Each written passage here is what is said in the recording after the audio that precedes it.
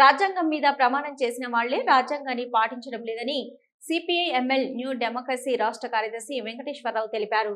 వరంగల్ నగరంలోని ఎల్బీ నగర్లోని అబ్నూస్ హాల్లో సిపిఐ ఎంఎల్ న్యూ డెమోక్రసీ ఆధ్వర్యంలో భారత రాజ్యాంగం, ఆదివాసీ హక్కులు, శాంతి చర్చలపై రాష్ట్ర సదస్సు నిర్వహించారు.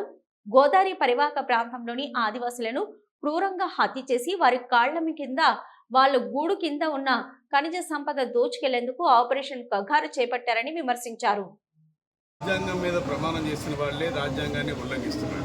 రాజ్యాంగం నమ్మని వాళ్ళ సంగతి వదిలేయండి. రాజ్యాంగం ప్రమాణం చేసి పార్లమెంట్ అసెంబ్లీల సాక్షిగా మేము నడిపిస్తున్నామని చెప్పిన వాళ్ళు రోజు ఉల్లంఘిస్తున్నారు. 1 నుంచి 30 దాకా కాన్స్టిట్యూషన్లో ఉన్న ఏ హక్కుని అమలు జరగట్లేదు. ఇలాంటి ఒక దౌర్భాగ్యమైన పరిస్థితి ఉంది. అంతేకాకుండా రాజ్యాంగంలోనే 5, 6 షెడ్యూల్ ఉన్నాయి. దాని ప్రకారం ఆదివాసీలకి సర్వ హక్కులు ఉన్నాయి. ఈ సర్వ హక్కుల్ని ఏ హక్కుని కూడా అమలు జరపలేదు. బ్రిటిష్ వాడు ఈ దేశంలో ఎంటర్ అయిన దగ్గర నుంచి క్రిమినల్ యాక్ట్ తీసుకొచ్చింది.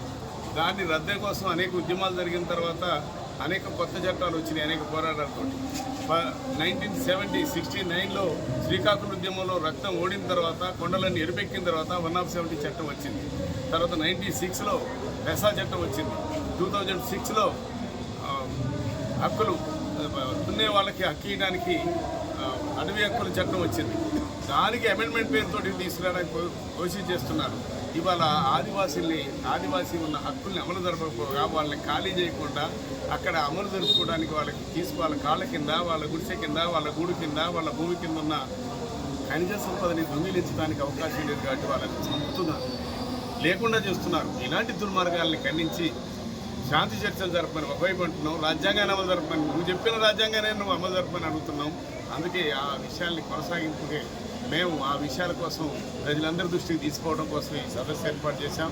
అంతేకాకుండా దీనికోసం ఫైట్ చేస్తున్నాం. మేము ఆదివాసీల హక్కుల కోసం గోదావరి పరివాహక ప్రాంతంలో 12 లక్షల ఎకరాల భూములు ఇవాళ ఆదివాసీలు అన్నం తింటున్నారంటే మట్టి పిసుకొని బతికే మనుషులు, అడవిలో దొరికే సంపదతోటి బతికే వాళ్ళు, అడవిలో దొరికే తేనె తాగి గడ్డలు తిని బతికే సోదరులు ఇవాళ కనీసం అన్నం తినడానికి అవకాశం ఉద్యమాలు తప్ప మరొకటి కాదు. గోదావరి పరివాహక ప్రాంతంలో చంద్ర పుల్లారెడ్డి గారి నాయకత్వం జరిగిన ఉద్యమం కానీ వాటి దాకా జరుగుతున్న ఉద్యమాలు తప్ప మరొకటి కాదు అనే విషయాన్ని మనం దృష్టికి తీసుకొస్తూ, అందుకే చట్టం ఉన్నోడికి చుట్టంగానే ఉంటుంది. మనం పోరాడుతున్నాం, సాధిస్తున్నాం. ఈ సాధించిన వాటిని అమలు జరుపుకోవడానికి కూడా సాధించాల్సిన దౌర్భాగ్యమైన స్థితి ఉంది. కాబట్టి మనం పోట్లాడదాం.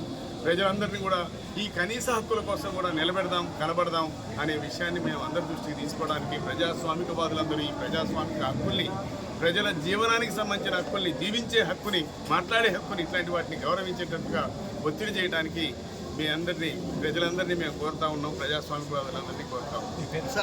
Sadineni Venkateswararao, CPML new democracy. Sir, ఇప్పుడు చిన్న వాటికి పోలీసులు శాంతితో దాన్ని కూడా పర్మిషన్ కూడా చాలా ఇబ్బంది పెడుతున్నారు. అంటే కామ్రేడ్ అంటే దాని మీద మీరు ఎలా స్పందిస్తారు?